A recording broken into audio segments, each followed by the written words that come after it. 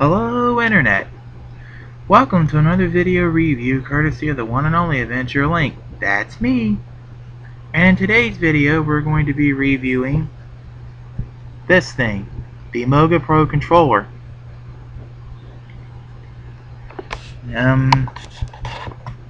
First off, if I was to give it a star rating, I would say 4 stars out of 5. And here's why. First off, what can I say about the Moga Pro? Well, this is the successor to the original Moga controller. I've never played it, but it was good, and there was obviously room for improvement, which is why they made this thing. From my understanding, the original Moga controller took AA or AAA batteries and would drain them just like that. Additionally, it was like some kind of big brick thing, sort of like an NES controller, only I guess somewhat bigger than an NES controller, because you had to support all your buttons and stuff on it.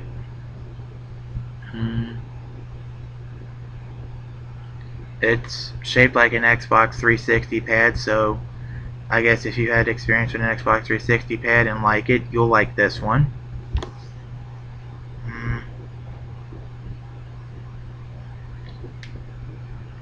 Let's go on to the rest of it. As you can see here, there's a nifty little mobile phone stand that comes built in with the controller. Looks like that. Looks like this. And as you can see, this actually fits my Samsung Galaxy S4 just fine, even with its little flip. Which is a funny thing too, because I ordered the Gorilla stand when I make repair videos and such. Stand wouldn't even fit my Galaxy S4, even though on the T-Mobile site it said it was compatible with the GS4. Doesn't even fit my Evo 3D either.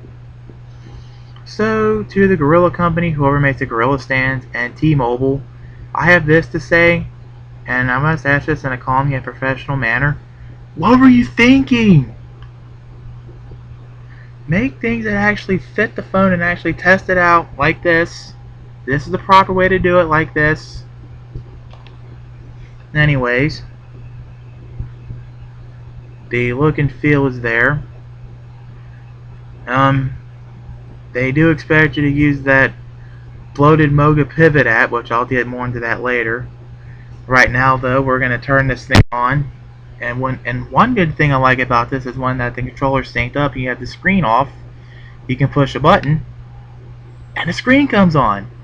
Of course, you still have to swipe to unlock, but hey, can't complain too much. And now we're back at the Samsung home screen.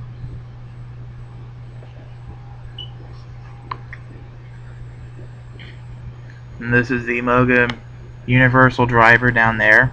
Looks just like that. Has the standard connection for the connection icon like you would see a Moga Pivot. And we're going to give a quick tour of the settings menu. System mode, which allows the use of these D-pads. Select the IME where you can use it as a keyboard.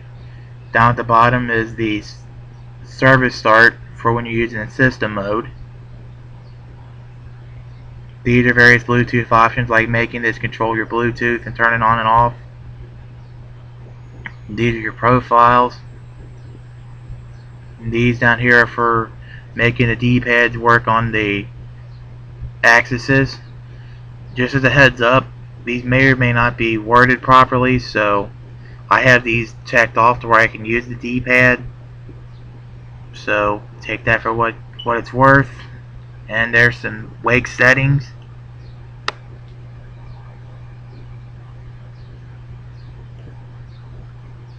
Now we're back at the home screen. I'll give you guys a quick free demonstration on how this controller works. So we're going to go to my emulators folder, which is right around there. And as you can see, I was not kidding when I give a lot of good shout outs to Robert Broglie and all his emulators, because in this regard, there's some of his collection. Megadrive.md.mu, which is a Sega Genesis and Mega Drive. GBC.mu, which is Game Boy Color. SNES9X EX, which is Super Nintendo, NES.MU, which is for regular Nintendo, and GBA.MU, which is for Game Boy games, EPSXE or Game Boy Advance games rather, sorry, Mugen and EPSXE, which he did not make, but are good emulators all the same. I'll definitely give those a go. And we're going to try out SNES9X Got another game going, so I'm going to make this be quiet. And I'm going to give you a quick tour of how this works. I guess if you've seen the menu for one of his emulators, you've seen them all, so you should know how it works if you've messed with his emulators before. But one good thing in his recent updates that I like is that if you go into the input device setup, it's under options. Well, I accidentally synced the Wii remotes, but here we are at the on-screen setup. Go to the option that says auto detect device to set up, and it says push a key on the keypad to enter its configuration menu. See, now we're at the configuration menu and it says Moga. You should know how to configure it from there. So let's give a quick demonstration and actually play a game on this. And we're going to play some Zelda on SNES9X EX Plus, rather.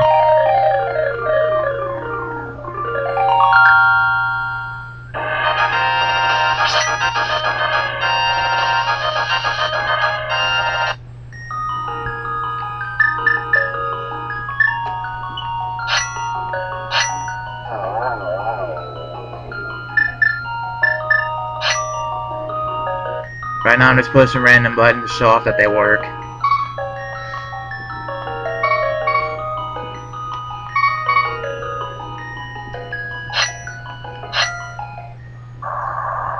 I don't really know how the story works, so I'm just going to push more random buttons, but there they are lighted up.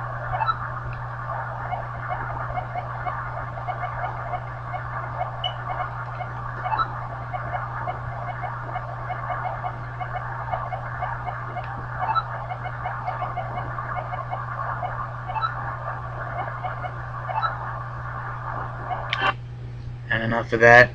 How I got this one set up is when I open up my recent games menu, I push this L2 button down here. So let's get out of this and get back to the review. Anyways, when you're using the Universal Driver for a Moga, just as a heads up, for whatever reason, the sticks don't like to work by themselves. Because in this regard, I can't even configure it in Mugen 64 using an EPSXE, which kind of makes certain games like Ape Escape and all those pretty difficult to play. Can't get very far in it. I've tried. And I wish they would bring back PS Pad supports. At least even still, I can get little far in it. I've got kind of far in it on my Nexus 7 using the PS3 pad. But Android had to remove that feature, so what more can you do other than wait for a CyanogenMod or something to come out for it. And just so everyone knows, the button to turn the lights on and off is this one right here on the back. The cost, about 50 bucks. I scored it for 50 bucks off of Amazon. It's a little high, I know, and you'll have to overcome it. But mostly I think in this regard it's because they expect you to use that 20 or 22 meg bloated Pivot app, that Moga Pivot, and play all their bloated games with it, and you can't play emulators on it. Which, take that for what it is, I guess, which is probably why it's so high.